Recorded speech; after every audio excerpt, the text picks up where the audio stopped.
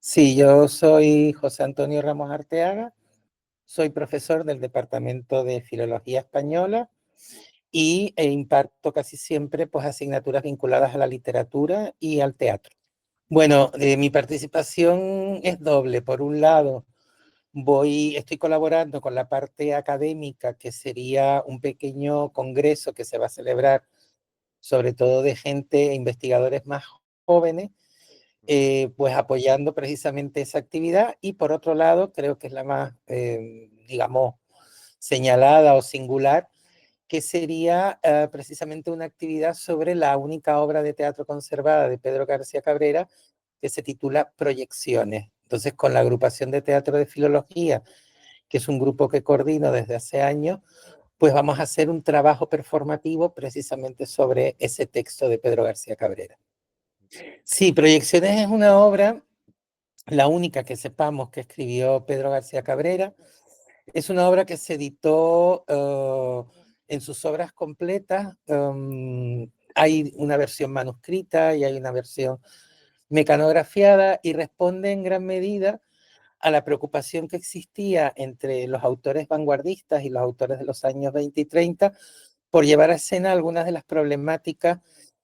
para las que el teatro estaba resultando un instrumento fundamental, que eran las problemáticas sociales, lo que llamaríamos el teatro más comprometido, pero también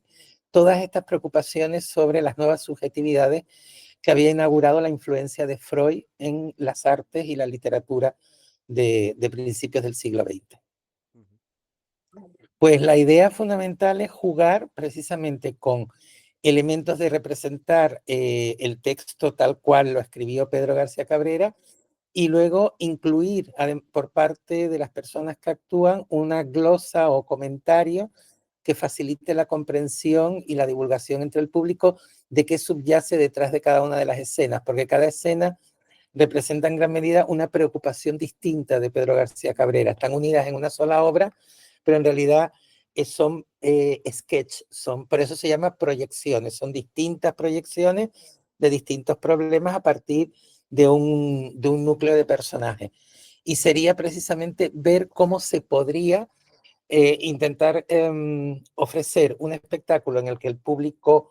disfrute de la obra de Pedro García Cabrera, pero además disfrute de la explicación o del comentario a cada uno de esos sketches. Pues básicamente hay dos grandes temas. En primer lugar, como te comentaba antes, uno de los temas fundamentales es la cuestión psicoanalítica, toda la cuestión de la psique, de la represión de los sentimientos, de la represión de la personalidad que de repente está ahí, y hay un elemento erótico de sexualidad reprimida muy importante que aparece muy bien reflejado en algunos de los sketches. Pero por otro lado hay también un trabajo sobre lo que es la problemática social, especialmente en un momento, porque la obra se escribió aproximadamente en los primeros años de los años 30, y son unos años bastante convulsos en la España del momento, porque aparecen las primeras grandes luchas obreras. Hay un elemento importantísimo del movimiento anarquista, existe la lucha sindical. Entonces algunos de esos temas se reflejan perfectamente en la obra. Entonces es jugar, porque quizás lo más complicado es que en una misma obra vamos a tener que trabajar con escenas de carácter íntima, subjetiva, que afecta fundamentalmente a la conciencia de los personajes y a su represión como individuos, pero por otro lado también cómo ese individuo se inserta en un contexto social, como puede ser el contexto de los años 30, en el que estaban despertando los movimientos de masa, la lucha obrera, las huelgas, la represión patronal, etcétera, etcétera, etcétera. No, mira, es muy complicado establecer una influencia concreta de alguien. Realmente estamos hablando de una época en la que una de las características es precisamente los movimientos son de grupo, son de colectivo. Es decir, el surrealismo efectivamente cada cual elaboraba su obra, pero dentro de una estética de conjunto. Y es decir, de lo que se alimenta Pedro García Cabrera es fundamentalmente como como todo el surrealismo canario en general también, de un ambiente de época, de un aire de época colectivo. Y por tanto, de todo eso recibe la influencia,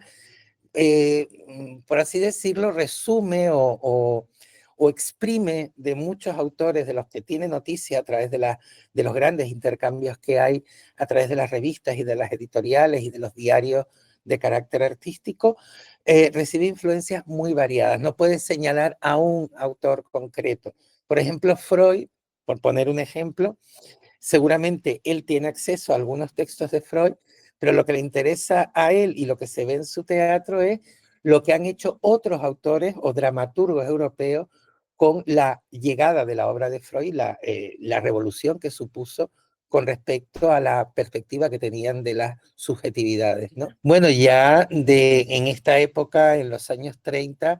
ya empieza una politización cada vez más importante de Pedro García Cabrera y una participación también en órganos políticos, aunque ahora mismo está más bien como un agitador político, pero evidentemente los años 30 inauguran un Pedro García Cabrera cada vez más consciente de su papel como intelectual, no solo como poeta, no solo como artista, sino también como un intelectual. Y desgraciadamente, aunque eso ya lo hemos en gran medida perdido, la idea del intelectual que representa también, además de los políticos, ¿no? El intelectual que también representa una opción de crítica, un referente para la comunidad, para la ciudadanía, etcétera, etcétera, en estos momentos todavía sigue cumpliendo un papel muy importante, sobre todo porque los periódicos y las revistas que tenían en muchas ocasiones ediciones ingentes, es decir, que llegaba a muchísimo público, como no existían tantas agencias de noticias, muchos de esos periódicos cuando te acercas te encuentras con muchos artículos de fondo, artículos que en lugar de dar información, lo que hacen es analizar esa información. Y por eso esos periódicos presentan siempre o tienen un lugar privilegiado para el intelectual de la época. Es una plataforma, un trampolín, precisamente para la opinión de los intelectuales, estos diarios. Y él ya estaba, por así decirlo, estuvo muy vinculado siempre a periódicos y estuvo muy vinculado también a medios de comunicación, tanto obreros como de carácter político, y por tanto su opinión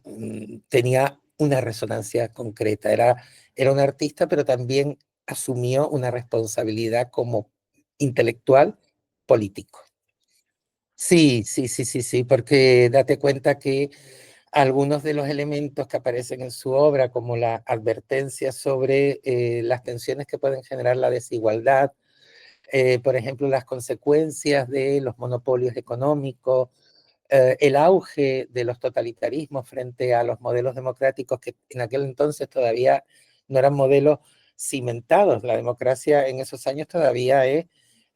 digamos, una estructura endeble, no tiene una gran tradición, por llamarlo de alguna manera. Pues se acercan muchísimo ya a esta época en la que volvemos a encontrarnos una desigualdad cada vez mayor, una imposición por parte de los poderes financieros y económicos y también, por supuesto, un debilitamiento de la ciudadanía y del elemento crítico a favor de los totalitarismos y de las oligarquías, ya sean oligarquías políticas o oligarquías, en este caso, mediáticas o financieras. Entonces, claro, hemos cambiado, sí, las problemáticas se reproducen también,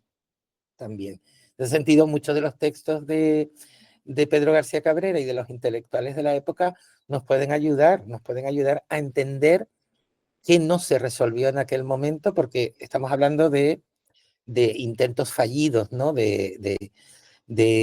fallas de la democracia que generaron, pues, en primer lugar, los fascismos y luego generaron guerras mundiales y luego generaron deshumanización del holocausto, generaron, y estamos volviendo a un tiempo también de una enorme inestabilidad en ese sentido, de modelos de participación cada vez más debilitados y donde puede ocurrir de todo, donde un giro de timón puede hacer que la brutalidad reaparezca, ¿no?